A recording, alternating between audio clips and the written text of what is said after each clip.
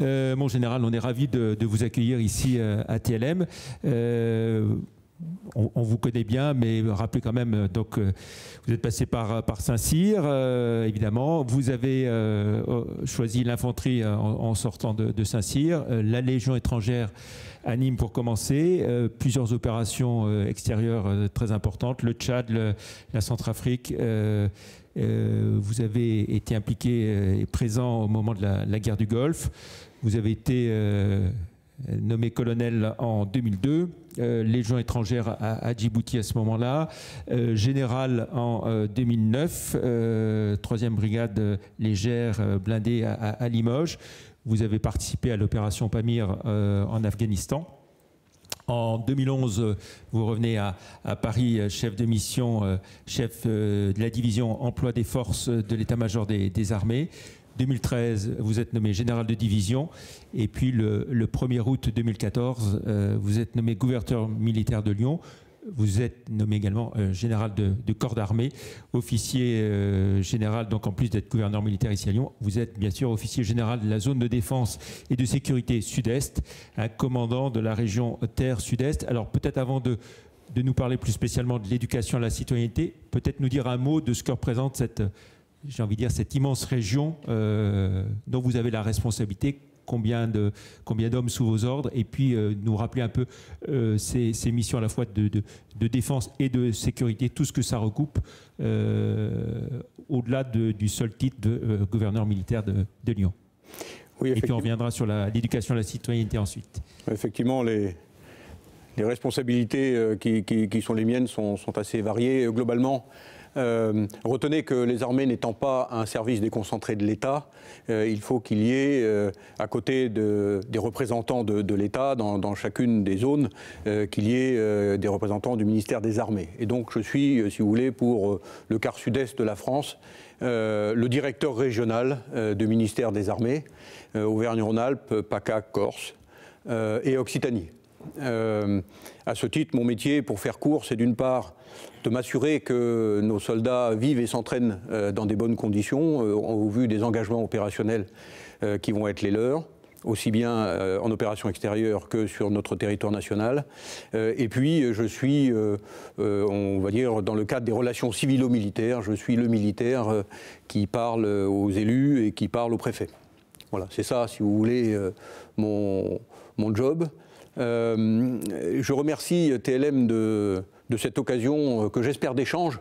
Je vais vous dire un petit peu pourquoi je suis ici devant vous aujourd'hui. Et puis j'espère que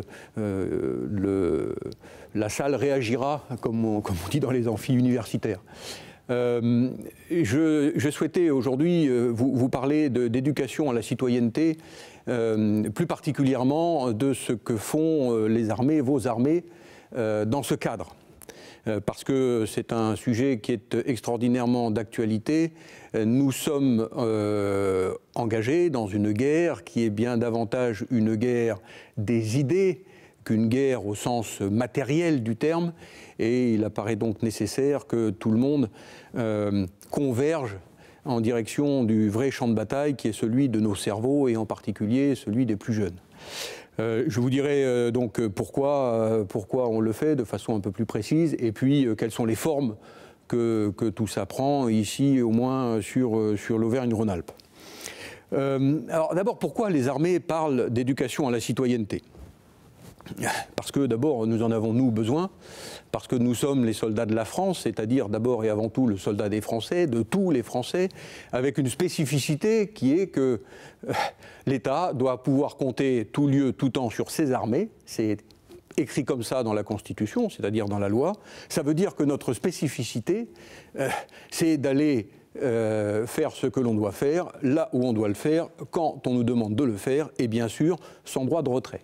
Voilà, c'est ça la grande spécificité de vos soldats, ce qui fait qu'au résultat, eh bien, pour ne parler que de l'armée de terre, mais pour la marine et l'armée de l'air, c'est pareil, vos soldats passent entre 220 et 250 jours par an en dehors de chez eux. Notre spécificité, elle est bien là, c'est évidemment le rapport à l'engagement total, qui est le nôtre, pour faire clair et sans avoir peur des mots, le rapport à la mort, l'éventualité de la recevoir, mais aussi celle de la donner, ce qui n'est pas neutre non plus.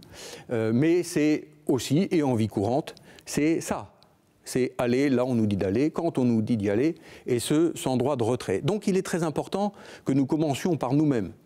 Et l'éducation à la citoyenneté, c'est quelque chose, nos soldats n'étant rien d'autre, et fort heureusement que ce que sont nos jeunes concitoyens, eh bien, il convient, à partir du moment où on leur donne un fusil d'assaut dans les mains, non seulement les entraîner, mais leur faire comprendre le pourquoi ils le font. Ils le font parce que nous sommes face, depuis 2015, de façon très nette. Avant, c'était de façon plus lointaine, mais la barbarie a fait une intrusion terrible dans nos vies depuis 2015. Ces barbares ont été désignés par le président de la République comme des vrais ennemis, qui ne sont pas que les ennemis de la France, mais qui sont les ennemis de tous ceux qui refusent que quelqu'un d'autre leur impose leur façon de vivre. Ce terrorisme nouveau est à la fois matériel, se manifeste de façon matérielle par des soldats, par un émirat, par des frontières, par des structures, mais aussi et probablement surtout par une idéologie qui est à la fois abominablement barbare, la barbarie n'étant même pas un moyen en vue de quelque chose, mais simplement le but. Le but. Cette idéologie barbare est tout de même remarquablement fascinante, à commencer pour des esprits, je dirais, moins éduqués que celui qui peut être le nôtre. Et il faut donc faire comprendre à tous les jeunes, et probablement à des moins jeunes, qui sont nés dans une Europe en paix, dans des pays occidentaux qui vivent globalement en paix, que cette paix d'un demi-siècle est une anomalie historique. La leçon de toujours, et sans remonter jusqu'aux antiques, parce que c'est des vraies leçons de toujours. Qu'a-t-on appris en 1945 ? On a appris que, sitôt que la liberté a été conquise, il faut tout de suite commencer par se battre pour la défendre. Et il reviendra aux générations qui sont derrière nous d'entretenir cette anomalie historique. D'où l'importance de l'éducation à la citoyenneté. C'est un champ de bataille majeur. Nos ennemis y sont. Il faut que nous y soyons aussi. Les aspects matériels, ma foi, bien sûr, c'est-à-dire les soldats, les réseaux mafieux qui sous-tendent un peu tout ça, c'est évidemment un combat. Ce combat-là, les soldats le conduisent en opération extérieure. Je disais, il n'y a pas si longtemps que ça, de façon un peu provocatrice, l'émirat islamique, ne vous inquiétez pas, c'est notre sujet. Vous voyez ce qu'il en advient. Alors évidemment, il faudra éviter l'effet baudruche. C'est la raison pour laquelle nous conduisons aussi, et là, moins en équipier, mais plutôt en leader de la coalition dans la bande sahélo-saharienne. On regarde de très près des zones que l'on connaît bien aussi et qui sont à notre portée.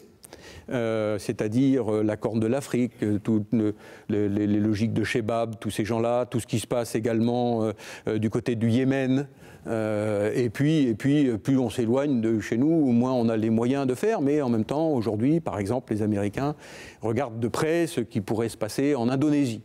Donc, ce combat-là, je ne veux pas dire que c'est comme d'habitude, mais c'est quelque chose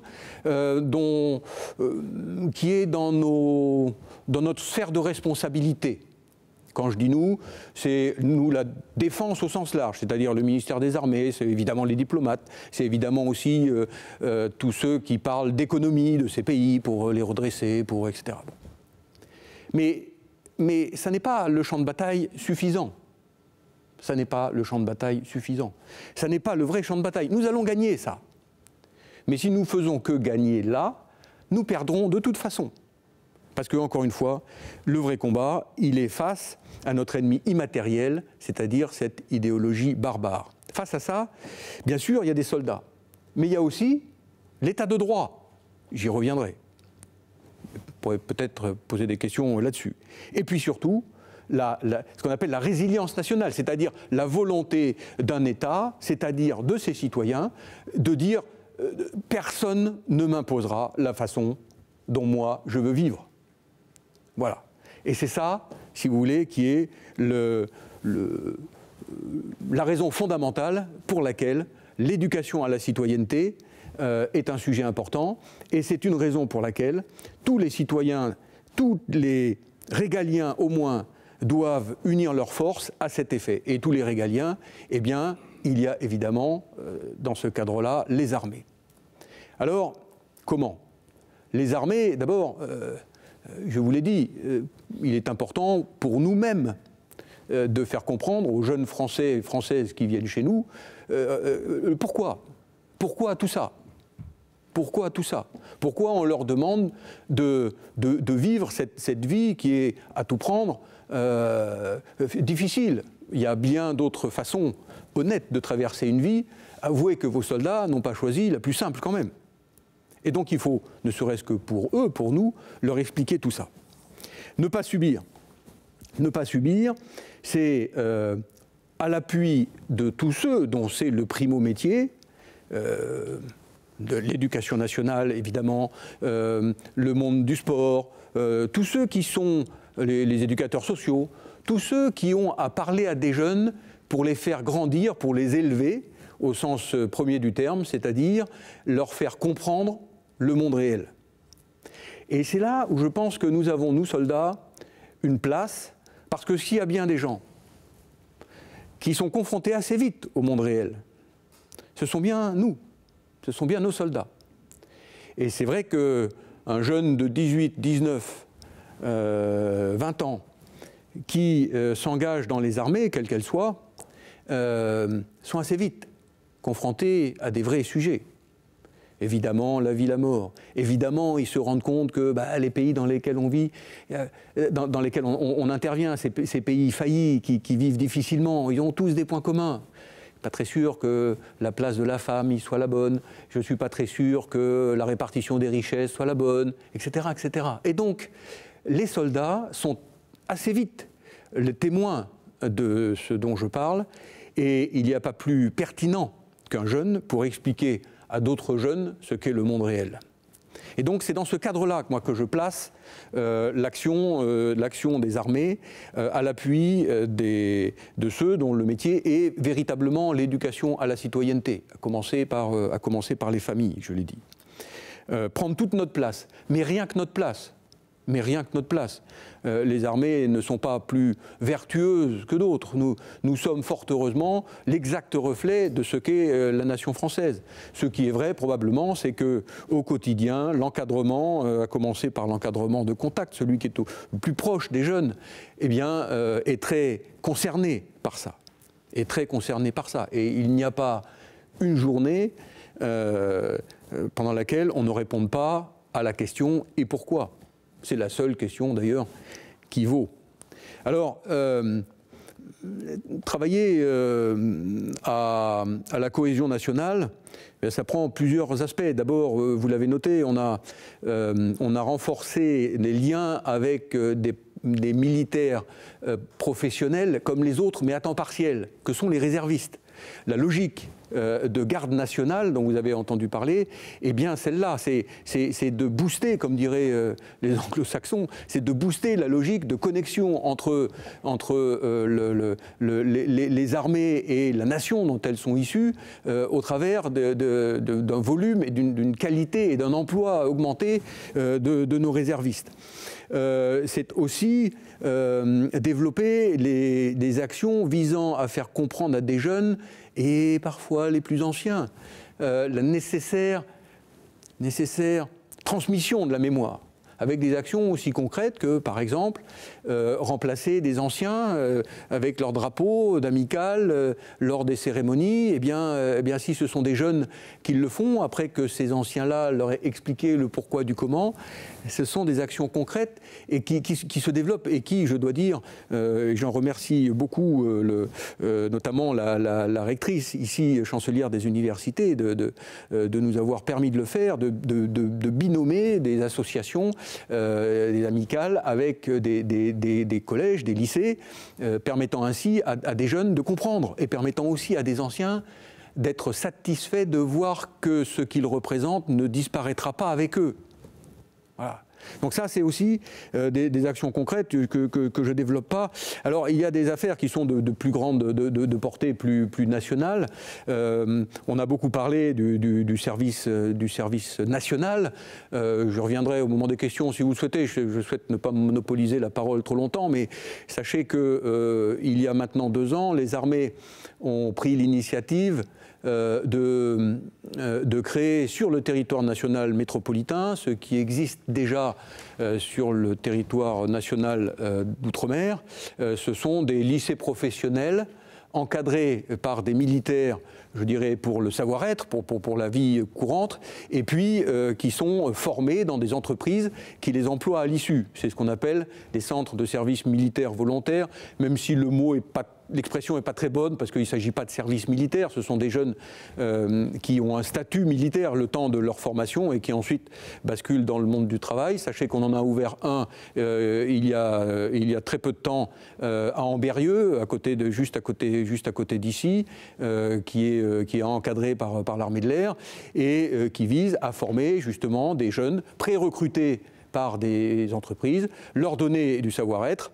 Les entreprises, la journée, les forment pour le plus grand bénéfice de tout le monde, puisque les entreprises, vous le savez, disent la formation professionnelle, c'est un sujet, mais le fait d'avoir des jeunes qui arrivent à l'heure et qui reviennent le lendemain, c'est aussi pas mal. Voilà. Et donc c'est tout ça. C'est tout ça que l'on fait dans le cadre de ce qui est bien l'éducation à la citoyenneté et à l'appui des entreprises. Bon, je n'insisterai pas sur tout ce que l'on fait avec les mairies, avec les écoles, les classes défense, leur expliquer un petit peu que la défense, c'est pas le soldat, ça n'est pas que le soldat. On n'externalise pas la défense à un soldat. Non, la défense, et c'est pas nouveau, hein, Thucydide, c'est pas hier. Le meilleur rempart de la cité, hein, c'est bien le caractère des citoyens et pas l'épaisseur des murs. Donc c'est tout ça que l'on fait avec je dirais les mairies et puis l'éducation nationale. Donc du monde des scolaires jusqu'aux étudiants. Je dois dire que le partenariat avec beaucoup de grandes écoles lyonnaises, grenobloises, clermontoises, stéphanoises, je n'oublie pas Saint-Étienne, sont très importantes. Ce qu'on fait ici avec Lyon 3 et je crois assez emblématique de ce que l'on peut faire dès lors qu'il y a autour de la table que des gens de bonne volonté et qui visent à mettre leurs forces en commun pour permettre à nos jeunes, là encore, hein, de mieux comprendre le monde réel. Voilà ce que je voulais vous dire. Ne vous étonnez pas si les armées concourent à l'éducation à la citoyenneté des jeunes, c'est normal, parce que, de toute façon, c'est là le vrai champ de bataille. Voilà. Voilà ce que je voulais vous dire dans une présentation, on va dire, liminaire. Et j'espère que on aura des échanges nourris, y compris avec des contradicteurs d'ailleurs. Surtout, n'hésitez pas. Je vous remercie. Merci beaucoup, mon général. Alors, j'ai envie de dire, après tout ce qui s'est passé en 2015, est-ce que vous sentez, 2016, 2017, que justement sur ces thématiques d'éducation à la citoyenneté, les choses évoluent vraiment favorablement? J'ai l'habitude de dire, de façon un peu provocatrice, mais vous allez comprendre ce que je veux dire, c'est que les Kouachi et autres Koulibaly, là, nous ont rendu un fier service. Nous ont rendu un fier service. Pourquoi? Parce que jusqu'en 2015, il y avait tout un tas de choses qui étaient sous la table, consciencieusement planquées sous la table, et qui faisaient que, pour d'aucuns, le drapeau français, c'était le drapeau du Front National, que la Marseillaise, du fait de contresens sur le sang impur, était un chant nazi, etc., etc. Enfin, tout ça, c'était sale, l'histoire, tout ça. Et brusquement, tous ces sujets-là sont revenus sur la table. Et en particulier, depuis le Bataclan. Le Bataclan a fait que tout le monde a compris que nos adversaires, cette barbarie, était un contre-projet absolu de société. Ce n'était pas les uns ou les autres, c'était tout le monde. Ce que nous sommes, nous, collectivement, nous les démocraties, c'était ça, leur ennemi. Et donc, oui, je suis très optimiste parce que je vois, d'abord, ce sursaut n'intervient pas trop tard, vraiment. Et ensuite, je vois qu'il y a une vraie convergence d'intérêts. Je vois que depuis 2015, et cette année, été 2016, été 2017, ou l'année calendaire 2017, c'est l'an 1 de ce que on peut appeler le rebond. Voilà, le rebond. Pourquoi ? Parce que tous les jeunes se grattent la tête en disant « mais alors oui, mais quand même ». Et je vois que à chaque fois qu'il y a un public de jeunes et que ce soit des soldats qui soient là, que ce soit des magistrats, que ce soit des professeurs, que ce soit... les jeunes ne subissent pas. Et pourquoi ? Et pourquoi ça ? Et comment se fait-il que... Voilà. Et le constat, c'est quoi ? C'est que la compréhension du monde est perfectible. Mais comprendre le monde, c'est compliqué, c'est très compliqué. Il faut avoir une culture générale qui soit quand même un peu développée. Et je dis toujours, et je répète ici, les deux piliers fondamentaux de la culture générale sont l'histoire et la géographie. Et quand on n'a pas d'histoire et quand on n'a pas de géographie en tête, on ne peut pas comprendre. Et donc on est promené par le bout du nez. Voilà. Et donc on est promené par le bout du nez. Donc la bonne nouvelle depuis 2015, c'est que maintenant, ah oui quand même. Ah pourquoi ? Et notre challenge, nous, génération un peu plus construite, c'est de savoir répondre à cette question. C'est de savoir répondre à ces questions-là. Ces questions-là qui ne sont jamais des questions stupides, qui peuvent être assez provocatrices. Vous avez vu, une jeune fille de 15 ans qui me dit « Ouais, monsieur, c'est très bien tout ça, mais toi, t'es militaire, t'aimes tuer les gens. » Ouais, on discute. Mais cette provoque-là, c'est une volonté de dialoguer aussi. Eh bien, il faut répondre. Et pas uniquement à l'étudiant qui vous dit voilà, mon général, vous avez employé tel adverbe, mais page 42 du livre blanc pour la défense et la sécurité, il y a un autre, alors qui a raison. Non. Mais la bonne nouvelle, c'est que tous les jeunes aujourd'hui, et probablement plus tôt qu'on ne l'imagine, posons-nous la question déjà des jeunes de 10 ans, qui sont beaucoup plus mûrs que ce que l'on pouvait, en tout cas moi, à leur âge. Ce sont des éponges, beaucoup plus qu'on l'imagine. Voilà. Ces jeunes-là ouvrent les yeux. Et ils ont bien conscience que parfois, ils vivent dans des carcans, quoi. Alors on parle des banlieues, mais pas que. Mais je vais prendre un exemple des banlieues. Jeune fille de 16 ans, avec laquelle une discussion un peu difficile. Et je finis par lui dire, bon, écoutez, mademoiselle, ouvrez les yeux, sortez de votre cage d'escalier, vous vous rendez compte de la vie que vous menez, est-ce que vraiment, vous avez un avenir là, et puis si c'est pas un avenir, si vous acceptez ça, est-ce que le jour où vous aurez des enfants, est-ce que c'est ça la vie que vous voulez leur faire mener, une discussion un peu. Et je dis, mais qu'est-ce que vous faites pour sortir un peu de votre cage d'escalier, quoi ? Elle me dit, je fais de la danse. Et je lui dis, ah, c'est très bien, mademoiselle, bravo, je vous félicite. Et à un moment, et je la vois se mettre à pleurer et commencer à partir. Alors, je la rattrape par la manche, je lui dis « Pardon, mademoiselle, j'ai peut-être été un peu rugueux, mais vous comprenez que... » Elle dit « Non. C'est la première fois qu'un adulte me dit « C'est bien ce que vous faites. » Voilà. Et donc, si vous voulez, on voit arriver sur la table, là aussi, des vrais sujets de société. Des vrais sujets de société, avec des mots-clés comme la considération.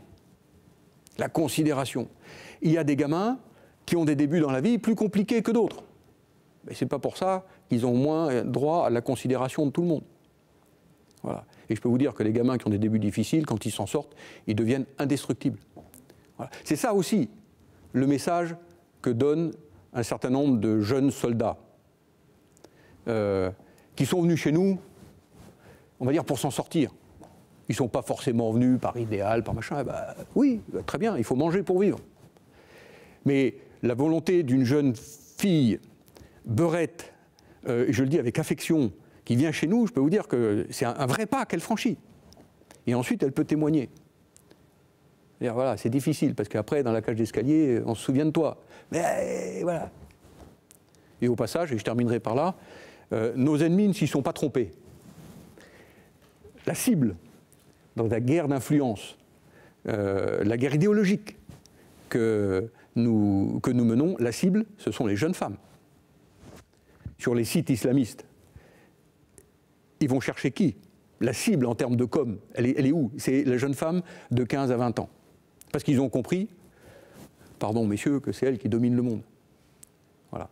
Et là, il y a un enjeu. C'est là l'enjeu. C'est là le vrai champ de bataille. Merci beaucoup.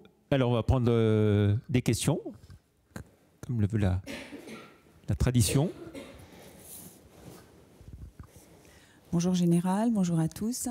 Agnès Chaplet, EDF. Donc on fait aussi pas mal d'opérations d'insertion dans la région. Mais mon intervention, elle est plus en tant que maman.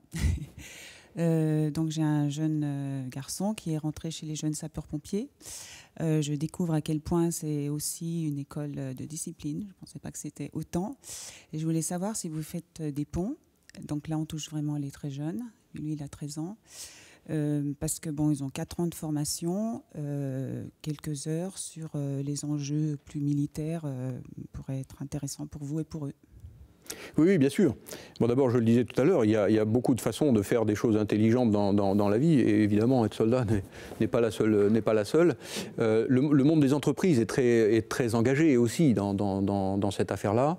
Et puis, puisque vous posez la question en tant que maman, moi, je vais vous répondre en tant que père. C'est vrai qu'on a probablement à être meilleur vis-à-vis des plus jeunes, 13-14 ans. Nous ne sommes pas capables, nous ne sommes pas juridiquement capables de les accueillir parce que, je dirais, la loi ne nous l'autorise pas. Et puis après, je vous dirais qu'il y a quand même une limite lourde à tout ça. Mais nous ne sommes pas juridiquement capables de faire ça, sauf dans le cadre de ce que l'on appelle les stages de 3e, là où c'est à peu près l'âge dont vous parlez. C'est vrai qu'il y a beaucoup de jeunes qui demandent à effectuer ces stages, on va dire, dans les métiers en uniforme. Que ce soit chez nous, dans les armées, que ce soit chez les pompiers, que ce soit chez les gendarmes, que ce soit la police, voire les douanes. Parce qu'au-delà on va dire de l'image que peuvent véhiculer ces métiers-là, il y a une vraie volonté d'aller faire des choses dans des institutions, je dirais, vertueuses. Voilà. C'est vrai, madame, qu'aujourd'hui, on n'est pas suffisamment à l'appui de jeunes. Maintenant, c'est vrai aussi, je disais, prendre toute notre place, mais rien que notre place. Pourquoi? D'abord parce que notre métier est quand même celui de soldat. Tout ce que l'on fait dans ce cadre-là, il est fait de façon totalement philanthrope, considérant l'institution qui est la nôtre. Parce qu'aujourd'hui, il n'y a pas de budget pour ça. Il n'y a pas d'effectif pour ça. Alors peut-être un petit mot sur le service national, une question que vous ne m'avez pas posée, mais à laquelle je réponds. Le service national, moi je suis soldat depuis 1980. En 1980, le service national était déjà mort. Pourquoi? Parce que une grosse moitié d'une classe d'âge qui était alors uniquement de garçons y échappait déjà. Et ceux qui venaient, c'était l'exacte population qui avait le moins besoin de venir. En clair, les ruraux. Voilà. Les étudiants citadins, globalement, à quelques fans près, ou inconscients près, ne venaient pas. Mais il y avait encore une structure. On pouvait mettre à cette époque-là un soldat de l'armée de terre tous les mètres entre Marseille et Dunkerque. Aujourd'hui, on met un soldat de l'armée de terre tous les mètres entre Marseille et à peine Cavaillon. Voilà. En tout cas, on n'arrive pas à Avignon. Donc, si vous voulez, c'est vrai que la chair a diminué, le costume donc a diminué, l'infrastructure donc a diminué. Et donc, si on veut réinventer le service national, bien, il faut bien prendre en compte cette affaire-là. Alors c'est vrai que au moment de la campagne électorale, on nous a beaucoup posé la question. Les différents staffs politiques nous ont dit, bon, et si on fait ça, qu'est-ce qui se passe? La réponse, pour faire court, c'est, écoutez, là où il y a une volonté politique, il y a un chemin, évidemment. Voilà. Maintenant, le chemin, c'est 80 milliards sur 10 ans. Si on veut réinventer un service national universel, même de 6 mois jusqu'à 1 an. De toute façon, ça ne peut pas nous servir, nous, militaires. On ne fait pas de soldats à moins d'1 an, de toute façon. Donc, le service national moins d'1 an n'est pas utile. Bon. Mais c'est ça le sujet. C'est ça le pas à franchir. Alors, depuis, vous entendez beaucoup parler d'initiatives. Bon, j'en ai décrit une, qui est celle du service militaire volontaire, qui ont été prises. Et puis, il y a des discussions en ce moment intramuros parisiens pour savoir ce que l'on fait, sous quelle forme on pourrait continuer, sous quelle forme on peut réinventer, on va dire, le service national. En tout cas, ma conviction est que c'est bien un sujet interministériel. C'est pas un sujet, c'est pas les armées. C'est pas les armées. Les armées pourront cotiser, évidemment, devront cotiser. Et c'est souhaitable. Mais en aucun cas, elles ne peuvent être laissées seules sur le sujet. Voilà. Parce que nous devons occuper toute notre place, mais rien que notre place. Voilà. Donc j'ai un peu développé la réponse, madame, mais pour boucler, c'est vrai qu'on reçoit assez régulièrement des demandes de stage de jeunes que l'on accueille très volontiers dans le cadre, justement, le cadre juridique qui nous est donné par l'Éducation nationale. Autre question?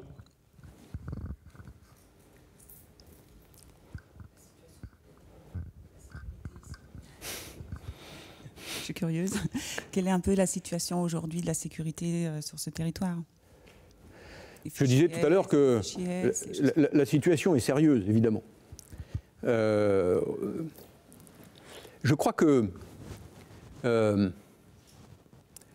notre ennemi aujourd'hui, c'est moins l'organisation Daesh que ses franchises. L'organisation elle-même, je vous en ai parlé.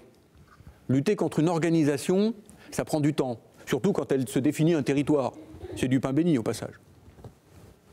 Elle dit là c'est chez moi. Ah bah, très bien, on va t'en chasser. Bon. Mais les organisations, c'est quelque chose dont on a l'habitude. C'est interministériel, c'est international, ça prend plus ou moins de temps en fonction du niveau de coordination qu'on arrive à créer et maintenir. Très bien. Mais voilà, on trouve un tuyau, on remonte le tuyau, on tombe sur un robinet, on ferme le robinet. Tout ça, c'est les circuits d'argent. Le problème de l'organisation Daesh, c'est de payer ses sbires en liquide à la fin du mois. Sinon, ils vont voir le voisin, ou ils rentrent dans leur village. C'est exactement ce qui se passe au Mali. Bon. Donc, on ferme les robinets. Voilà. Donc, c'est Tracfin, c'est la lutte contre les paradis fiscaux. C'est aussi des sujets là qui nous échappent, qui sont évidemment très politiques. C'est la lutte, c'est convaincre des États bailleurs. Bon, voilà.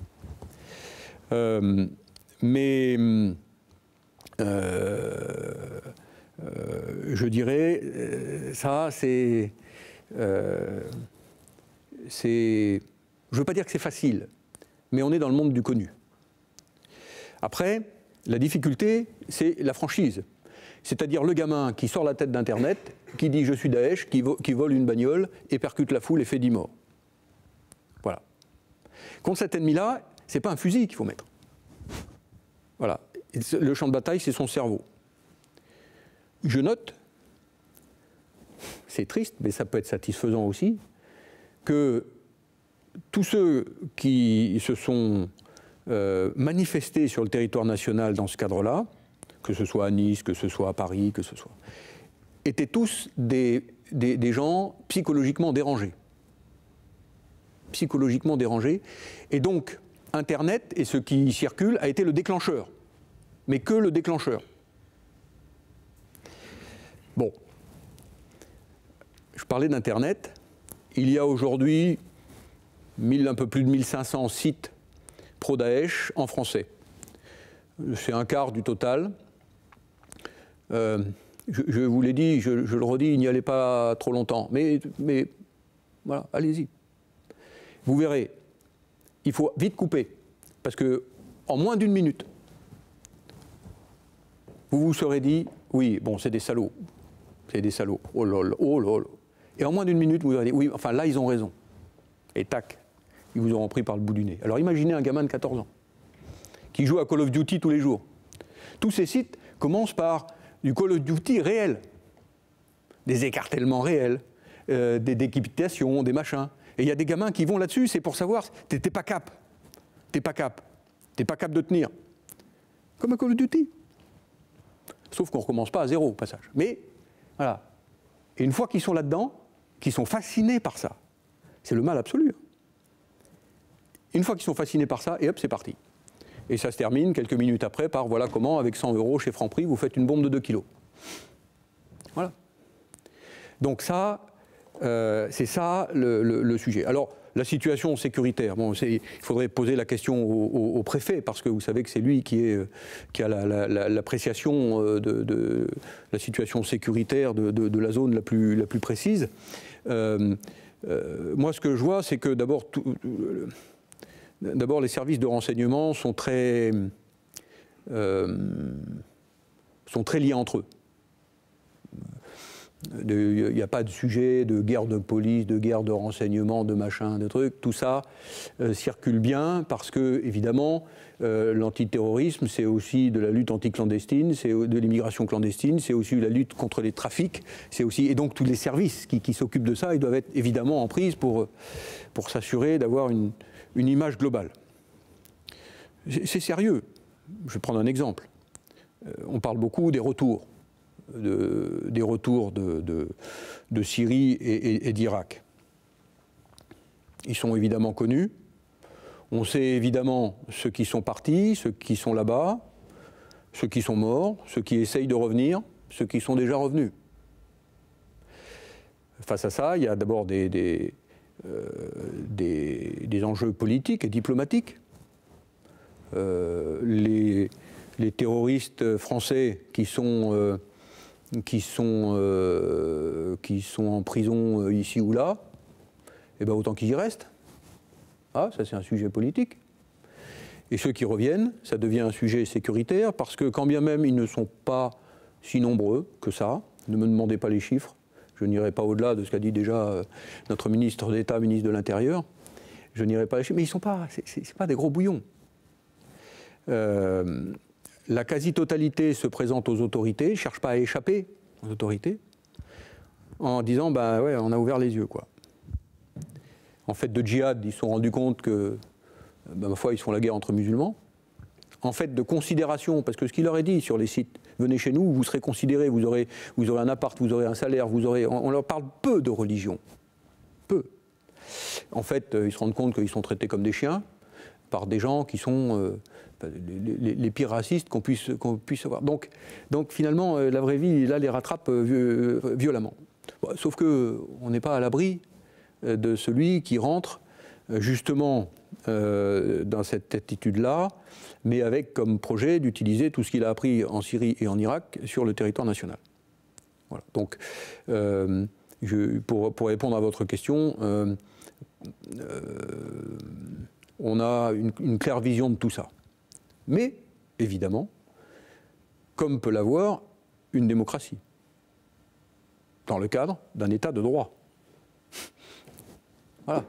Et donc, avec tout... Et heureusement, et je dis bien heureusement, les limites de ça. L'état de droit, c'est l'arme absolue. Vraiment. Sauf qu'elle peut paraître contraignante. Il y a toujours une tentation d'utiliser les arguments de l'ennemi. C'est un piège dans lequel il ne faut évidemment pas tomber. J'entends parfois des jeunes, alors encore, c'est provocateur, mais ouais, bien sûr monsieur, mais en Corée du Nord, il n'y a pas de terroristes. Oui, c'est sûr, il n'y a pas de terroristes. Mais est-ce que tu voudrais aller vivre en Corée du Nord? Voilà. Ouais, ce que je note quand même, on voit bien, la fête des Lumières est un bon exemple. Le risque zéro n'existe pas, et n'existera jamais, justement parce que nous sommes un État de droit. Et les discussions préalables à la sécurisation de la sécurité des Lumières portaient essentiellement sur, non pas sur la façon dont on allait sécuriser le truc, parce qu'on sait, le métier, on le connaît, C'est où mettons le curseur entre la nécessaire sécurité et aussi la nécessaire envie que tout le monde s'amuse. Parce que, voilà. Et donc, c'est là les grandes discussions, et c'est là, au passage, la grande responsabilité d'un préfet. C'est d'accepter les risques, comme nous le faisons, nous, en opération. Jusqu'à quel niveau de risque, quel est le niveau de risque acceptable, sachant que de toute façon, il y en aura un. Voilà. Et donc, la convergence de tous les régaliens, bah, c'est travailler encore pour réduire au maximum la part de risque. Voilà. C'est ça les sujets du moment. Mais encore une fois, et je le dis, je le répète, le risque zéro n'existe pas. Quand bien même les armées sont-elles déployées. Enfin, bien sûr, nous sommes l'ultima ratio. Bien sûr, derrière nous, il n'y a plus personne. Nos soldats le savent bien. Mais quoi qu'il arrive, le risque zéro n'existera jamais. Autre question ? Merci. Mon général, vous évoquiez les returnees, comme ils les appellent du côté anglo-saxon. Il semblerait qu'il y en ait à peu près 700, dont une partie d'entre eux sont des nationaux, une partie d'entre eux des binationaux. Beaucoup de nos ministres ont dit que nous étions en état de guerre. Je vois dans les informations, dans les différentes émissions de télévision, qu'on essaye de prendre ces returnees en faisant état effectivement que c'est peut-être des dégénérés, que c'est peut-être des déséquilibrés, mais pas que, parce que beaucoup parmi d'entre eux sont des gens brillants. Nous sommes donc en état de guerre avec ces gens-là, et je pense qu'il faudrait appliquer à ce moment-là une justice de guerre. On ne peut pas appliquer une justice civile, où on prendrait en compte toute cette bien-pensance, toute cette façon généreuse d'aborder ces gens-là. Moi, je trouve quand même que là, 700 personnes qui rentrent, c'est des foyers nombreux de possibilités d'attentats sur notre pays. Et que ces gens-là se sont endoctrinés et vont être capables d'endoctriner d'autres personnes, comme vous le disiez, mon général, des gens qui ne sont pas forcément ni très éduqués, ni qui aient forcément un esprit très éclairé. Donc là, j'avoue que ça inquiète quand même pas mal les Français. Moi, ce que je redis, je comprends très bien ce que vous voulez dire. Ce que je redis, c'est que il serait faire une faute mortelle que de dépasser le cadre de ce que nous fixe la loi dans le cadre de l'état de droit. Ça ne veut pas dire que cet état de droit ne doit pas évoluer en fonction de la menace. Et il l'a fait récemment d'ailleurs. L'état d'urgence, qui est strictement encadré par la loi, on est arrivé au bout du bout, voilà. Et donc, il y a eu une autre loi qui a été votée par la représentation nationale pour faire face à ces nouvelles menaces-là. Voilà. Je le dis de façon très personnelle, mais pour moi, cette loi est particulièrement efficace parce qu'elle reprend et sanctuarise dans la durée un certain nombre de mesures qui étaient prises dans le cadre de l'état d'urgence, qui est nécessairement un état limité dans le temps. Alors après, la phase suivante, c'est toujours dans le cadre de l'état de droit, c'est prévu. Mais à ce moment-là, on arrive à des situations telles qu'on suppose que la survie de la nation est en danger. Fort heureusement, on n'en est pas encore là. Voilà. Je pense aussi, assez honnêtement, qu'on en est encore assez loin. Il y a une menace à laquelle on n'a pas, que je n'ai pas encore évoquée, mais qui évolue en parallèle de celle dont on vient de parler. C'est une menace tout aussi fondamentaliste, de gens tout aussi acharnés à détruire les fondements de notre société, que sont un certain nombre de groupuscules qui veulent saboter toutes les fondations sociétales. Appelons ça narco-libertaire, appelons ça tout ce qu'on veut, les black blocs, tous ces gens-là. Il y a là aussi un sujet, et un sujet sécuritaire important, et qui peut être aussi fondamental. Voilà, l'État. Tous ceux qui défient l'État, je dis bien l'État démocratique, évidemment, la représentation nationale, enfin, bon, regardons à deux fois. Voilà. Et je ne suis pas sûr que les returning soient la menace unique. Voilà. Je puis vous dire que, je ne vais pas rentrer dans les détails parce que évidemment je ne le peux pas, mais que tout ça est minutieusement scruté. Que les liens, j'ai abordé tout à l'heure les liens entre les services nationaux, mais évidemment au niveau international, ont été très resserrés depuis notamment l'histoire d'Abdeslam, entre les Belges et nous. Bon. Mais tous les services occidentaux, mais pas que, la Turquie a aussi tous ses intérêts. Enfin, elle peut pas la situation qui est en Sirac, comme diraient nos amis journalistes, ne les laisse pas évidemment indifférents. Ils ne peuvent pas laisser ça non plus. Donc, je crois, c'est pour ça que je dis la situation est sérieuse, grave, mais nous ne nous en sortirons que si nous utilisons les armes que nous donne l'état de droit. Voilà. Et puis, et surtout, j'espère vous l'avoir montré, le pouvoir de conviction qui est le nôtre pour s'opposer véritablement à cette idéologie abominable mais terriblement fascinante que présentent nos adversaires.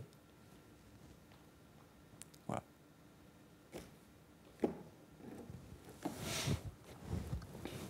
Bien, on va devoir interrompre, mais on va pouvoir poursuivre les échanges autour d'un cocktail à présent. Mille merci, mon général. On était vraiment très honorés de vous avoir aujourd'hui.